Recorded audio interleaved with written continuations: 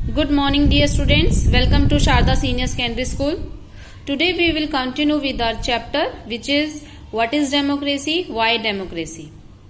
In this chapter, we have already completed some topics like democracy, direct democracy, indirect democracy, merits of democracy, demerits of democracy, and we have also studied about dictatorship. Now there are some remaining question answer which we will do in today's video. So let's see our first topic, distinguish between direct democracy and indirect democracy with example. आपको direct democracy यानी कि प्रत्यक्ष लोकतंत्र, indirect democracy meaning अप्रत्यक्ष लोकतंत्र के बारे में बताना है, इनमें अंतर स्पष्ट करना है। हिंदी में क्या बोलेंगे इसको कि प्रत्यक्ष लोकतंत्र और अप्रत्यक्ष लोकतंत्र में अंतर स्पष्ट कीजिए उदाहरण सहित विद एग्जाम्पल। जो हिंदी मीडियम स्टूडेंट्स हैं उनके लिए मैं हिंदी में भी एक्सप्लेन कर रही हूँ। सो ये वीडियो जो है हिंदी मीडियम स्टूडेंट्स के लिए भी यूजफुल है। Listen and watch this carefully. Democracy is of two types. Democracy लोकतंत्र दो तरीके का होता है, दो प्रकार का होता है, direct democracy and indirect democracy, प्रत्यक्ष लोकतंत्र एंड अप्रत्यक्ष लोकतंत्र। Okay, following are the differences between the two. नीचे कुछ पॉइंट्स गिवन हैं जिनसे हमें पता लगता है कि इन दोनों में क्या डिफरेंस है। So first point is in direct democracy people participate in the government of the country, while in indirect democracy people indirectly participate in the government. देखो जैसे कि नाम से ही पता लग रहा है, डायरेक्ट प्रत्यक्ष।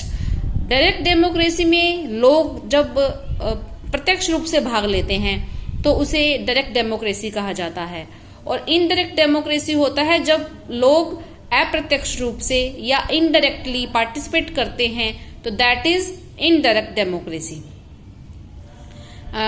नेक्स्ट है in direct democracy people directly participate in law making, while in indirect democracy participation in law making is indirect.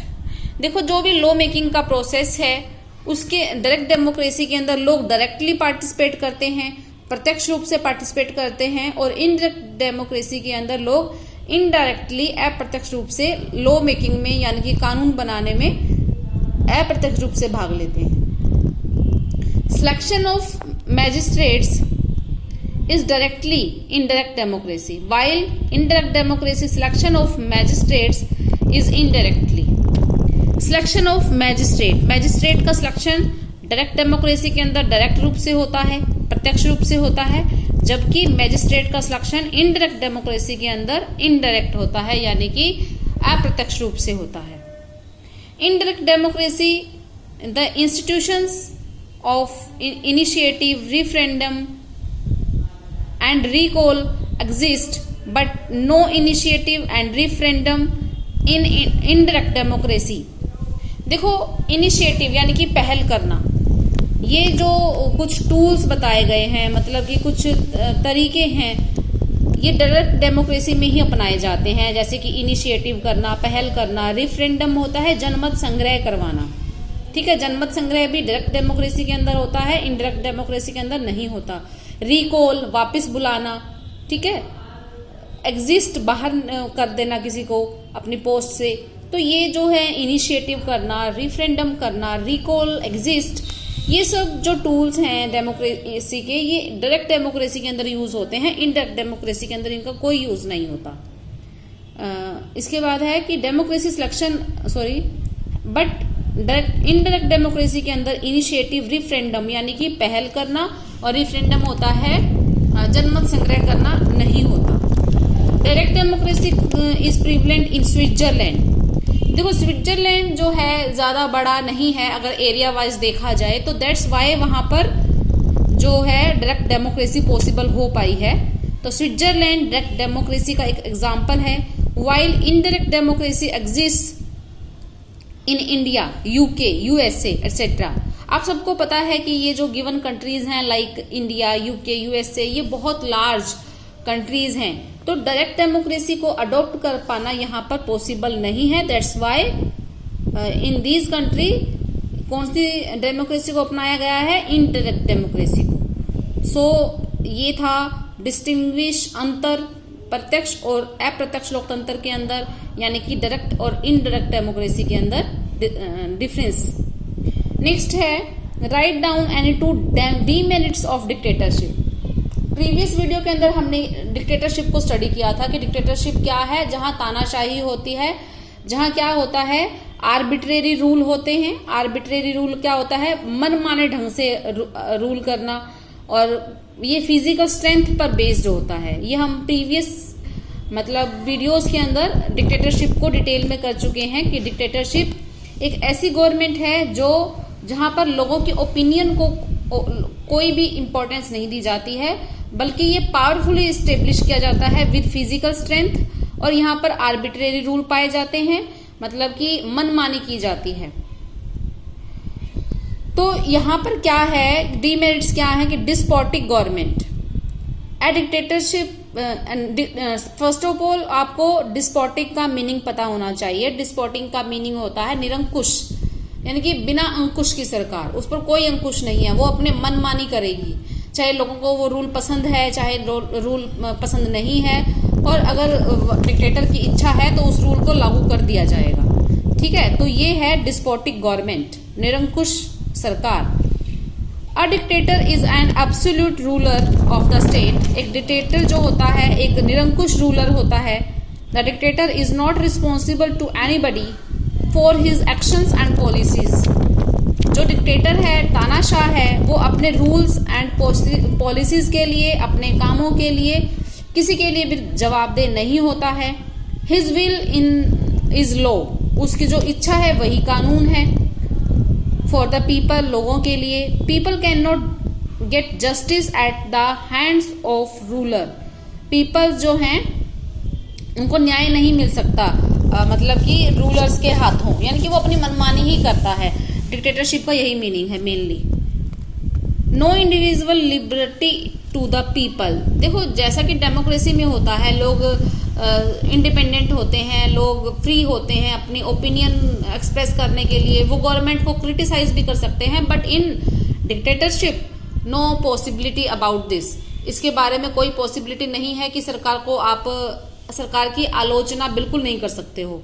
यहाँ पर लोग जो हैं लिबर्टी नहीं है लोगों के हाथ में जितने की डेमोक्रेसी के अंदर पाई जाती है। Individuals are not guaranteed civil liberties and other rights in dictatorship.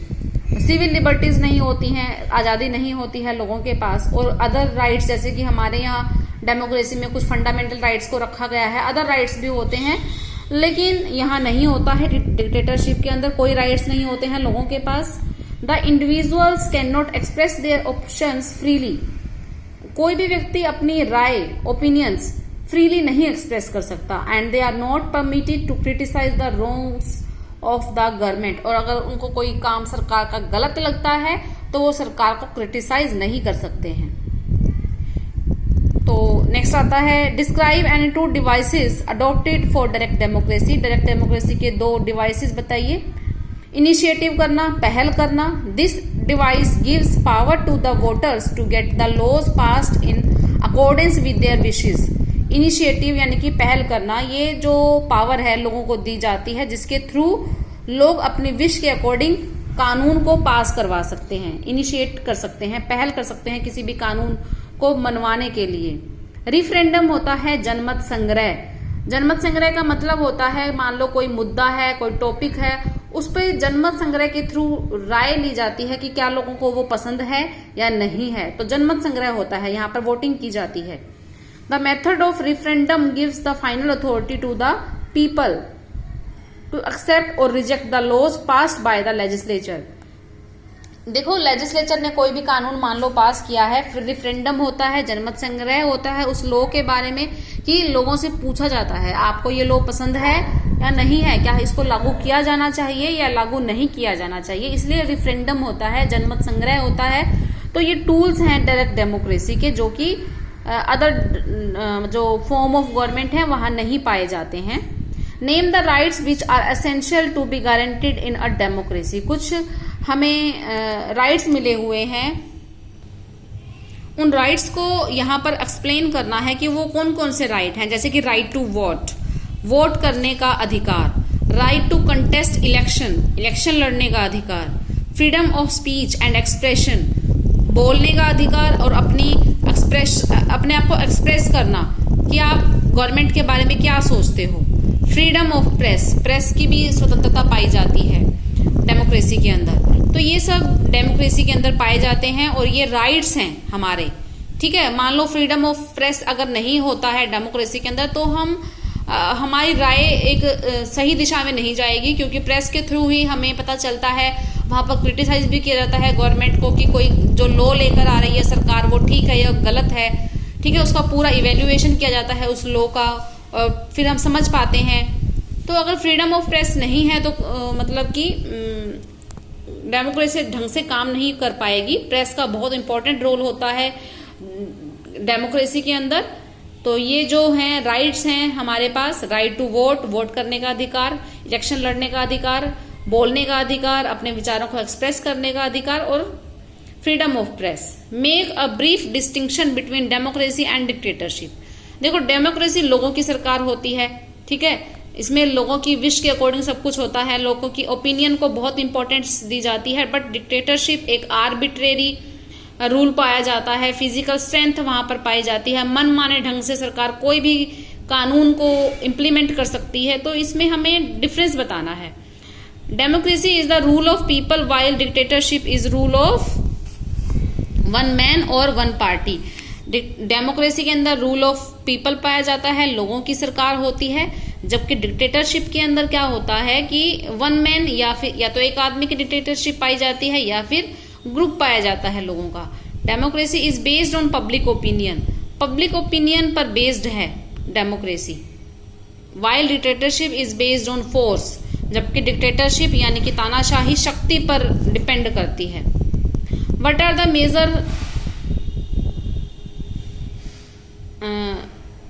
The major hindrances in the successful working of the democracy.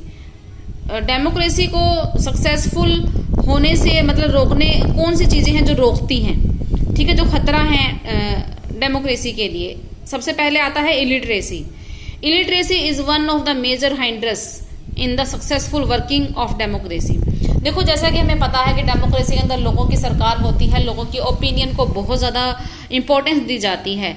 लेकिन अगर आप ये सोच के देखो वहाँ के लोग इलिटरेट हैं, उनको पॉलिटिकल नॉलेज ही नहीं है, उनको राजनीतिक मुद्दों की समझ ही नहीं है, तो वो ओपिनियन उनकी सही ढंग से इम्प्लीमेंट ही नहीं हो पाएगी, ठीक है। तो लोगों का पढ़ा लिखा होना बहुत जरूरी होता है।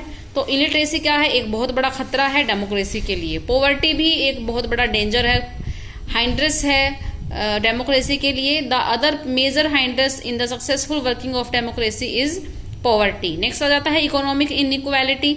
Economic inequality is a great hindrance in the successful working of democracy. लोगों में अगर आर्थिक असमानता बहुत ज्यादा है तो गरीब लोग तो रोटी कमाने में ही रह जाते हैं, वो लोग पॉलिटिकल में पार्टिसिपेशन ही नहीं कर पाते हैं, चाहे उनके अंदर कितनी भी योग्यता है, एलिजिबिलिटी है। तो इकोनॉमिक इनइक्वालिटी बहुत ज्यादा भी नहीं होनी चाहिए कहीं भी डेमोक्रेटिक कंट्री के अंदर। Social inequality is a big hindrance in the successful working of democracy. Social inequality को होता है सामाजिक विभिन्न मतलब असमानता। लास्ट है आज का topic, why is democracy important. Democracy बहुत ज्यादा इंपॉर्टेंट क्यों है।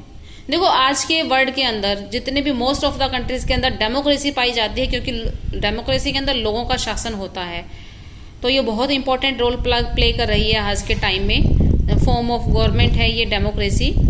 Democracy recognises the natural rights of man in the street and raises him high on the peak of political. Democracy जो है ह्यूमन के राइट्स को नेचुरल राइट्स देती है, ठीक है, और उसको पीक पर लेके जाती है, उसकी यानी कि बहुत ऊंचाइयों तक लेके जाती है लोगों की इच्छा को। Democracy gives liberty to all citizens of democratic state.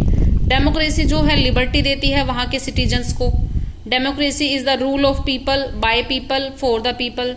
बहुत इंपॉर्टेंट डेफिनेशन है ये अब्राहम लिंकन की डेमोक्रेसी के बारे में कि जो डेमोक्रेसी है, लोकतंत्र है, वो जनता का, जनता के लिए, जनता के द्वारा किया गया शासन ही लोकतंत्र होता है। Democracy is based on public opinion, democracy public opinion पर बेस्ड है, लोगों की राय पर बेस्ड है। तो बहुत इंपॉर्टेंट रोल प्ले करती है ये डेमोक्रेसी आज के वर्ल्ड के अंदर।